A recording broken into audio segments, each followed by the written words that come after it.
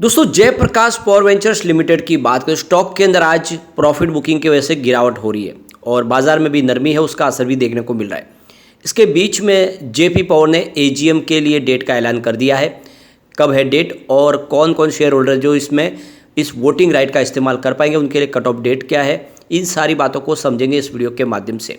अगर आपने भी जेपी पावर में निवेश किया हुआ है तो आपके पास भी वो अधिकार है कि आप जेपी पावर के जो भी रेजोल्यूशन है उसके फेवर में या उसके खिलाफ वोट देके उस प्रस्ताव को पास या खारिज करवा सकते हैं।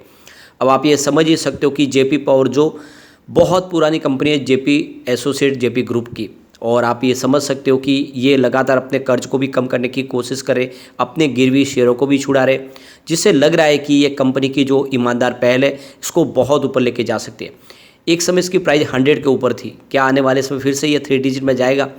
तो इन सारी बातों को समझने की कोशिश करेंगे इस वीडियो के माध्यम से। लेकिन फ्रेंड, उससे पहले अगर आप पहली बार हमारे चैनल पे आए तो चैनल को सब्सक्राइब कर दीजिए, एक बेल आइकॉन दबा दीजिए ताकि जब भी नया वीडियो बने पहला नोटिफिकेशन आपको मिले। वीडियो पसंद आए तो लाइक से जरूर कीजिए। चलो फ्रेंड्स, वीडियो स्टार्ट करते हैं। मैं हूँ आपका दोस्त SB दवे और हमारे अपने चैनल ऑनलाइन कमाई में आपका बहुत बहुत स्वागत है। सबसे पहले बाजार की बात करें, इस समय 1 बजे के आसपास का टाइम है। BSE सेंसेक्स 65,663 के स्तर पे आपको ट्रेड करता हुआ दिखाई देगा, जहाँ पे 35 पॉइंट की मामूली सी तेजी बनी हुई है, यानी 0.054% की तेजी है। एक तरह से कह सकते हैं इस समय बाजार फ्लैट ट्रेड कर रहा है। वैसे आप देखें तो बाजार की शुरुआत भी लगभग यहीं पर हुई थी और उसके बाद में कुछ बाजार में तेज़ी बनी लगभग 100-150 पॉइंट की, और उसके बाद में फिर से दबाव दिखाई दे रहा है। कल तेज़ी बनी थी, आज बाजार में दबाव है। और निफ्टी एनर्जी में तो ऑलरेडी गिरावट दिखाई दे रही है। 26,601 के स्तर पे 31 पॉइंट की गिरावट, 0.12% डाउन है निफ्टी एनर्जी, और उसका असर भी जेपी पावर में देखने को मिला है। स्टॉक की शुरुआत 8.80 पर हुई, यानी शुरुआत पॉजिटिव हुई क्योंकि क्लोजिंग कल की 8.65 के आसपास थी। इंट्राडे में 8.85 का हाई भी बना, लेकिन जो लो है वो 8.45 का, और इस समय स्टॉक बिल्कुल उसी लेवल पे यानी 8.45 के आसपास ही आपको दिख रहा है। यानी इसमें गिरावट और हो सकती है, जिस वजह से बाजार में दबाव दिखाई दे रहा है। और पिछले दिनों इसमें तेज़ी बनी है तो प्रॉफिट बुकिंग की वजह से और थोड़ी गिरावट हो सकती है। इस समय 8.45 के आसपास स्टॉक है, जहाँ पे 2.31% की गिरावट देखने को मिल रही है। अगर हम वॉल्यूम की बात करें तो पिछले एक महीने में इसका 19 करोड़ का वॉल्यूम था, 6 करोड़ की डिलीवरी उठाई गई थी। 1 वीक पहले 22 करोड़ का वॉल्यूम था, 6 करोड़ की डिलीवरी उठाई गई थी। कल बहुत ही ज़बरदस्त 37 करोड़ का बम्पर वॉल्यूम हुआ और 10 करोड़ की डिलीवरी उठाई गई। आज भी देखें तो सुबह सुबह यानी 11:30 के पहले 12 करोड़ का वॉल्यूम हो चुका है। वॉल्यूम में काफ़ी अच्छा इजाफा है। इसकी परफॉर्मेंस अगर हम देखें तो 29 अगस्त को स्टॉक 8 के आसपास आ गया था, 1.2% की, लेकिन वहाँ पर गिरावट हुई। अगर बात करें 30 अगस्त की तो स्टॉक 8.15 के आसपास क्लोजिंग दी थी, 1.9% यानी 2% की तेज़ी के साथ में। 31 अगस्त की बात करें, स्टॉक फिर से 8 के आसपास आ गया, 1.8% की गिरावट हुई, यानी जितनी तेज़ी बनी थी उतनी ही गिरावट हो गई वापस। अब 1 सितंबर की बात करें, स्टॉक 8.20 के आसपास क्लोजिंग दी है, जहाँ पे 2.5% की अच्छी खासी तेज़ी बनी। और 4 सितंबर की यानी कल की बात करो, 8.65 के आसपास स्टॉक ने क्लोजिंग दी थी, 5.5% की बम्पर तेज़ी के साथ। और पिछले 2 ट्रेडिंग सेशन में ही अगर आप देखें तो यहाँ पे आपको दिखाई देगा कि करीब 8% की शानदार तेज़ी बनी थी, और ये शानदार तेज़ी के बाद आज फिर से प्रॉफिट बुकिंग हावी हो गई, और ये बिल्कुल होना ही था। अब यहाँ पे देखें तो शेयर होते हैं जिनकी प्राइस कम होती है, उनमें भारी क्वांटिटी में लोग शेयर खरीदते हैं और ऐसे में उनको प्रॉफिट बुकिंग का मौका मिल जाता है, वो प्रॉफिट बुक करते हैं। 5.15 इसका 52 वीक का लो है और 9.45 52 वीक का हाई है। ऊपर के लेवल से देखें तो भी 1 रुपीज़ नीचे स्टॉक आपको इस समय दिखाई देगा। अब यहाँ पे जो बड़ी अपडेट निकल के आ रही है, जयप्रकाश पावर वेंचर्स लिमिटेड ने अपनी 28वीं एजीएम के लिए डेट का ऐलान कर दिया। तो 29 सितंबर 2023 को कंपनी की एजीएम होने जा रही है और ये होगी 11:30 बजे सुबह। ये वीडियो कॉन्फ्रेंसिंग के माध्यम से होगी और ऑडियो विजुअल के माध्यम से भी होगी। तो डेट हमारे सामने आ चुकी है। ये देख दो कि फ्राइडे 29 सितंबर को यहाँ पे हमारे सामने एजीएम होगी। अब जो शेयर होल्डर है उनके लिए ई वोटिंग के लिए जो पीरियड शुरू होगा वो होगा 26 सितंबर 2023 से सुबह 9 बजे से, और जो खत्म होगा 28 सितंबर को 2023 को गुरुवार को 5 बजे शाम को।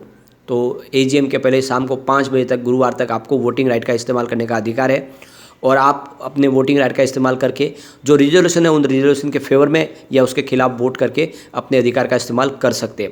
इसकी जो कट ऑफ डेट है वो देखो 22 सितंबर 2023 है। तो इसका मतलब ये है कि जो शेयर होल्डर जिनके डीमेट अकाउंट में शेयर 22 सितंबर के पहले है वही यहाँ पे इस वोटिंग राइट का इस्तेमाल कर पाएंगे। 22 सितंबर के बाद अगर आप शेयर लेते तो आपको इसका बेनिफिट नहीं मिलेगा। ये आपको खास ध्यान रखना है। तो 22 सितंबर इस डेट को ये ध्यान रखना है। और जो भी कोई अगर प्रस्ताव होगा तो उसका फ़ायदा भी 22 सितंबर से पहले ही मिलेगा, उसके बाद में नहीं मिलेगा। अब यहाँ पे कुछ बड़ी डील हुई है, उन डील को डिस्कस करते हैं जिसकी वजह से यहाँ पे प्रॉफिट बुकिंग हावी हो रही है। तो सुबह 9:36 पर 8.65 की प्राइस से 21,19,000 शेयरों की एक प्रॉफिट बुकिंग हुई। फिर 9:48 पर 8.60 की प्राइस से 20,46,000 शेयरों की फिर से खरीदारी हुई।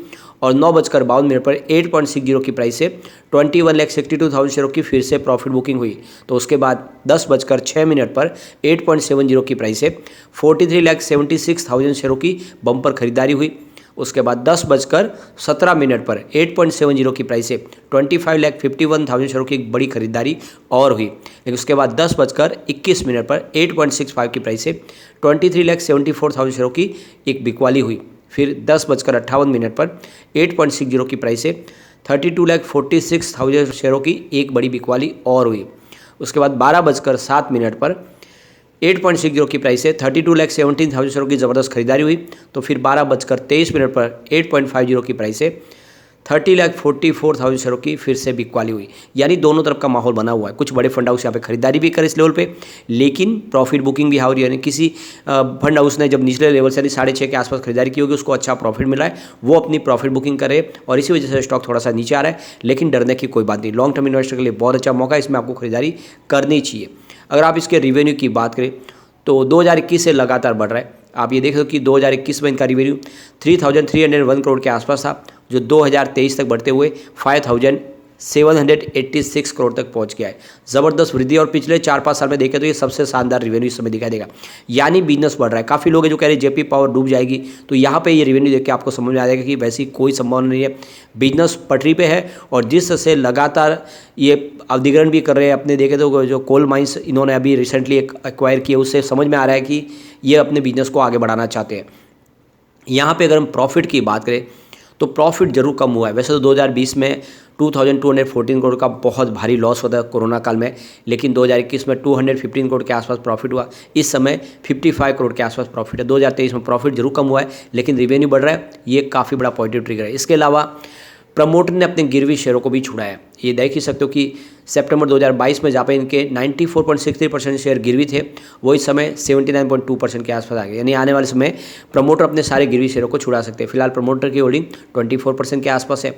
एफआई की बात करें, उनकी होल्डिंग भी ज़बरदस्त बढ़ी है। जून 2022 में 2.83% के आसपास होल्डिंग थी, जो जून 2023 में बढ़ के 4.7% के आसपास आ गई है। डीआई की बात करें, उनकी होल्डिंग थोड़ी सी कम हुई है स्लाइटली। जून 2022 में जहाँ पे 23.12% के आसपास होल्डिंग थी, वो जून 2023 में 22.22% के आसपास आई। इसके अलावा जनरल पब्लिक की बात करें, उनकी होल्डिंग भी थोड़ी सी कम हुई है। जून 2022 में 50.05% के आसपास होल्डिंग थी, वो जून 2023 में घट के 49.08% के आसपास आई। तो एफआई की होल्डिंग काफ़ी अच्छी बढ़ी है, लेकिन डीआई और जनरल पब्लिक ने अपनी होल्डिंग कम की है। यहाँ पे इसका कम्युनिटी सेंटीमेंट देखें तो काफ़ी शानदार तरीके से स्टॉक के साथ बना हुआ है, जनरल पब्लिक के साथ बना हुआ है। 90% बाई की कॉल है, मात्र 10% सेल की कॉल है। इसका मतलब ये है कि 100 में से 90% लोग इसको लेना पसंद करें। ऐसे में लॉन्ग टर्म इन्वेस्टर के लिए काफ़ी अच्छा मौका, खरीदारी की जा सकती है। अब एक बार हम इसके पिवट लेवल को चेक कर लेते हैं, तो यहाँ से अगर गिरावट होती है तो 8.33 का फर्स्ट सपोर्ट है, ये टूटा तो स्टॉक 8.02 तक जा सकता है, और बड़ी गिरावट तो फिर 7.78 तक जा सकता है।